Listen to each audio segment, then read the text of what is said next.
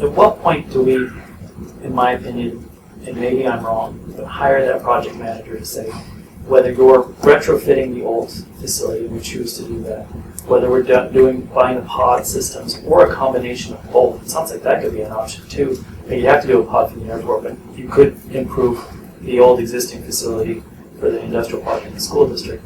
And hiring somebody to say, you need to get us capacity for 20 years. That's your goal. Figure out how to do it. Bring us a proposal. Coordinate funding streams and grant management, and interfacing with the Infrastructure Finance Authority, and asking those questions of this engineering thing that says, this is what they do. I'm just learning from experience with the Dimick Tower. We wouldn't be here right now if it wasn't for Seth Otto and Paul Foster launching. I think where we are, Simon, right now is that, and I'm not meaning to be negative toward the school district, but it's been very difficult because they don't seem to know what they want to do with their plant. And it has been very difficult for us to get them to acknowledge that they need to invest a considerable amount of money in that plant. Right here in this, it says, that the equipment is in poor condition, is not recommended to be used for future expansion. That's right in this report. Right.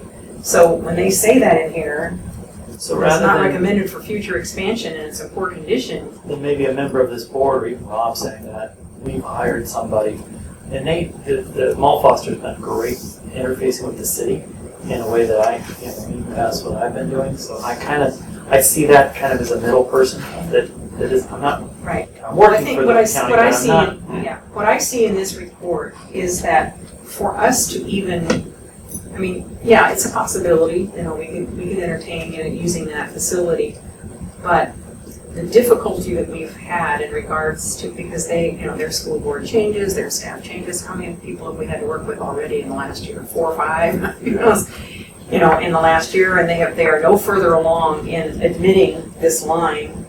It should not be used for future expansions in poor condition. Well, we need to move could forward. be because they've got a consultant that says that it can be retrofitted. Yeah, the number I've heard is $350,000. And I said, if that's the encumbrance to get you to a capacity of 30,000 gallons or whatever it is for 20 years, we can write a check for that. The county has a reserve in the North Valley area. That's the kicker. I don't think it's realistic. I can't flush 350,000, which would be the our whole match for whatever infrastructure. Mr. Crew was using that soundbite repeatedly, I can assure you. Well, that's without the big caveat at the end either. But your maintenance cost every year is 50 grand or maintenance whatever. cost is eating them up, and they're going to reach a point in the school district that they're not going to be able to meet that cost.